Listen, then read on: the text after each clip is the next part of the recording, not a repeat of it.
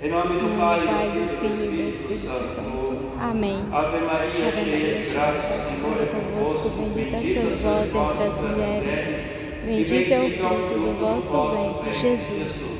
Santa Maria, Mãe de Deus, rogai por nós, pecadores, agora e na hora de nossa morte. Amém. Irmãos e irmãs, tomemos o assento um instante para meditarmos a palavra de Deus de hoje. Quando nós ouvimos o Evangelho, nos vem ao coração uma reflexão. A graça de Deus e as maravilhas de Deus, elas realizam-se em nossas vidas a partir das nossas disposições, da nossa fé, da nossa coragem, do desejo de mudança para avançar para águas mais profundas, ou seja, para conhecer Deus mais de perto. Caso contrário, nós iremos continuar o nosso caminho humano neste mundo sem progresso, sem sucesso. Do nascer ao morrer, não iremos fazer um progresso espiritual como deseja Deus para nós. Então, a primeira leitura, ela vem ao nosso encontro para a comunidade. O que dizia São Paulo aos Colossenses? Qual é a vontade de Deus para nós, batizados, como comunidade? Qual é a vontade de Deus? De Deus viemos, para Deus voltaremos. Qual é a nossa missão? Passar perambulando nesta vida sem Ele, sem fazer a tua vontade, fazer o que dá na cabeça, nas minhas ideias, sem obedecer o mandamento do Altíssimo. Qual é a vontade de Deus? É com a luz do Espírito Santo que nós, inseridos na vontade de Deus e na sã doutrina da Igreja Santa, Católica, Apostólica, Romana, que nós devemos viver e levar uma vida digna. Vida digna, na verdade, como homens e mulheres chamados a uma vocação santa, onde vivem a santidade, a castidade, a verdade, a justiça, a liberdade de serem filhos de Deus, para agradar a Deus com a nossa vida, com o nosso testemunho, com a nossa postura. Quem vive no pecado, na corrupção, na malandragem, passando a perna nos outros, nos vícios, nas manias, não agrada a Deus. Principalmente aquele que entra na possessão da comunhão e comunga em estado de pecado mortal. Esta pessoa, esta alma não agrada a Deus, afronta a Deus. Porque quem comete pecado mortal virou as costas para Deus. Como que vai comungar de Deus sem se reconciliar com Deus, que é o amor magnífico? Dessa forma, a primeira leitura nos mostra que nós iremos produzir frutos e crescer no conhecimento de Deus a partir de uma conduta santa. Ninguém cresce no conhecimento de Deus sendo mundano.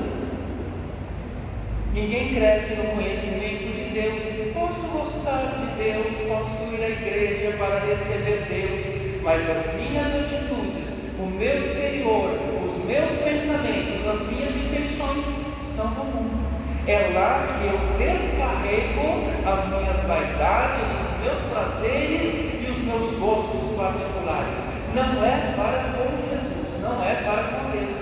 Por isso que o Espírito Santo tem dificuldade em trabalhar a nossa conversão, porque depende da nossa disposição. É preciso ter uma conduta santa e mesmo com as dificuldades e perseguições, fazermos a vontade de Deus para se beneficiar iniciar com a sua salvação.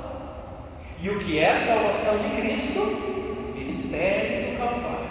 O seu preciosíssimo sangue, a sua dolorosa paixão, perdoa todos os nossos pecados, mas tem que ter arrependimento e não voltar mais a cometê-los.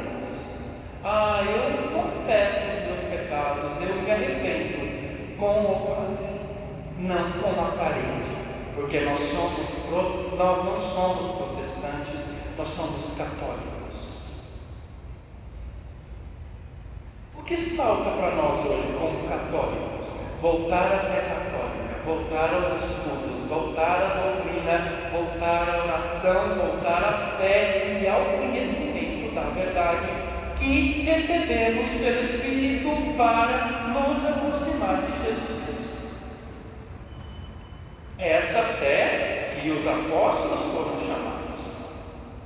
O conhecimento da vontade de Deus não apenas no intelecto. Eu conheço a Deus nos Escritos. Deus quer o conhecimento nas obras. Deus quer o conhecimento na prática. Deus quer o conhecimento no testemunho e principalmente pela boca quando se anuncia a fé em Jesus Cristo.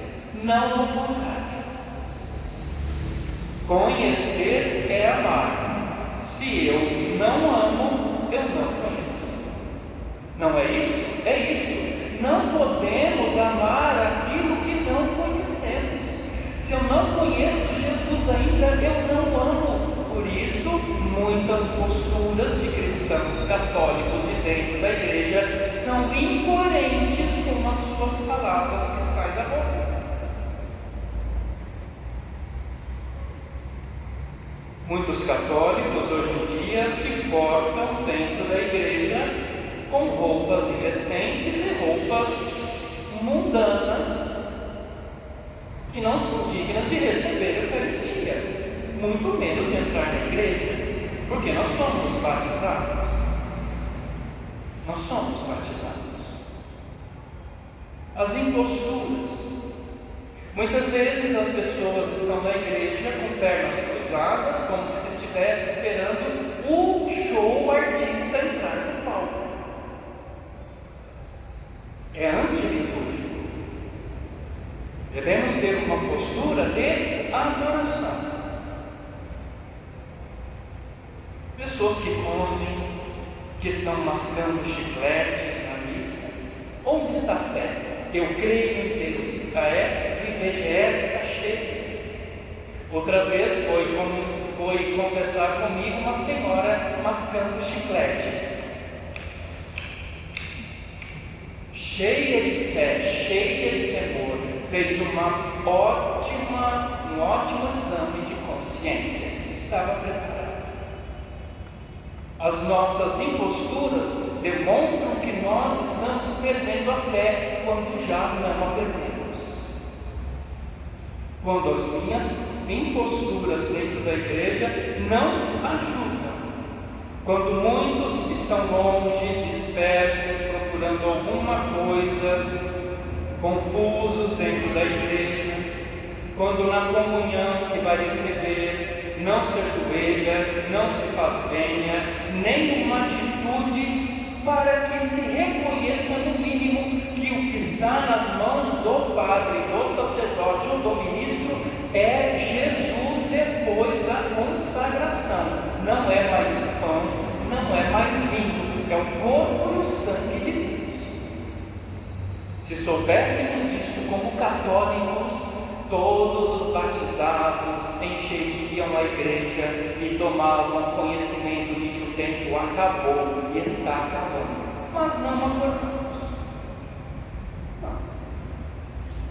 Por isso Jesus pede a fé dos apóstolos, pede a fé nossa para voltarmos.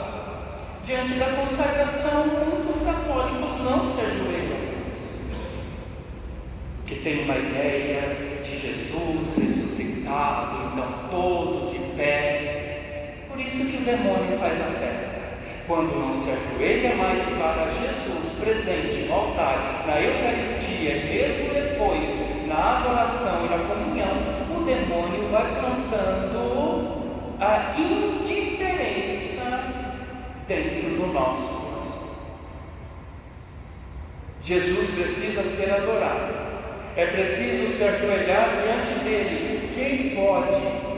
Porque às vezes eu fico pensando, quantas senhoras de bengala que estão... É tão difícil para caminhar e vai buscar Jesus na igreja. E quantos jovens e saudáveis dos nossos tempos não se ajoelham diante de Deus vivo para nada, porque já foi colocado numa impostura de uma falsa religião. Deus verdadeiro do altar, Deus verdadeiro de Deus verdadeiro. Devemos viver a nossa fé diante de Deus. Nada, muitas vezes nada de reverência, porque depois do descaso com Jesus, as coisas vão acontecer em casa e no mundo pior ainda. Se nós perdermos a fé, tudo se perderá. Há 50, 80 anos atrás, as pessoas enchiam as igrejas para ouvir a verdade e para se salvar. Hoje, muitos do punhado que vão para as igrejas é para se sentir bem, para ouvir as palavras adocicadas que enganam a sua própria consciência. Meus queridos irmãos, se não buscarmos mudar a nossa vida, Deus não fará nada, porque Ele quer o nosso sim. Ele quer a nossa fé. O agir de Jesus faz o homem tomar consciência da sua fraqueza, do seu pecado, da sua fragilidade e das suas misérias. Senhor, afasta-te de mim, porque eu sou um pecador. Nós precisamos reconhecer que Jesus é Deus e que precisamos da salvação que vem dele. Nós não somos deuses. Nós não podemos por nós mesmos. É Deus, é Cristo que faz em nós. Mas se não tiver abertura, então torna-se impossível. Jesus chama Pedro e os apóstolos à fé. Mas nos nossos dias, esperamos sempre um milagre do alto para mudar as nossas vidas do avesso.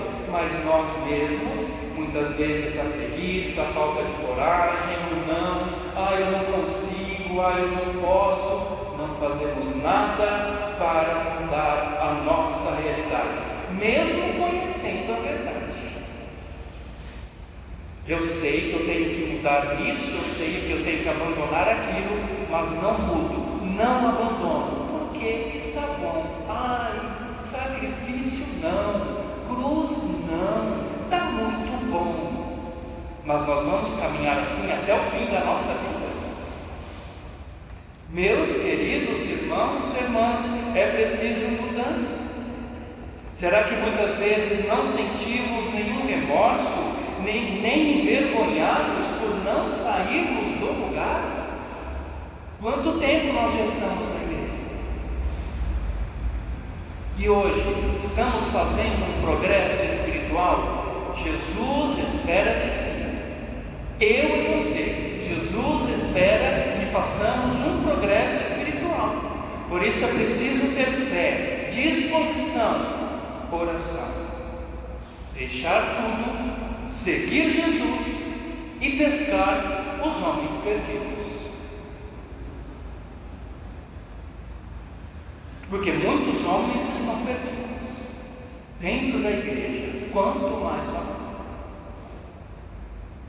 Meus queridos, rezemos pelos nossos irmãos e irmãs que partiram, que partem, porque um dia chegará a nossa vez. Estaremos preparados? Ou a nossa vida vai continuar na morbidão, na tranquilidade, na impostura? Está tudo bom, que legal, nada está acontecendo? Nada mesmo? Está tudo bem no mundo e principalmente no nosso país? Essa enganação medonha que estamos vendo para destruir o nosso país? tudo forjado, tudo mentira.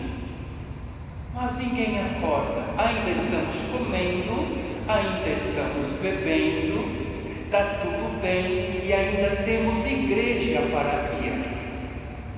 Não reclamemos quando a gente perde a chance de se aproximar de Jesus, porque correremos e corremos o risco de não ter mais. Mas nós não acreditamos, a gente só fica ouvindo e vamos tratando como teoria da conspiração. Rezemos, meus irmãos, nos convertamos, mudemos de vida, de postura, sejamos católicos, rezemos pela conversão uns dos outros. Não é brincadeira o que estamos vivendo. Deus nos chama, Deus nos convida, é tempo de abandonar tudo e seguir Jesus. Rezemos pelo nosso país, porque a coisa está feia, e rezemos pelos cegos de plantão, que não enxergam, que não veem, que não acordam. Que Deus nos ajude e a Imaculada Conceição interceda por nós. A Santíssima Mãe de Deus, a padroeira do Brasil, Nossa Senhora Aparecida. Amém. Em nome do Pai, do Filho e do Espírito Santo. Amém.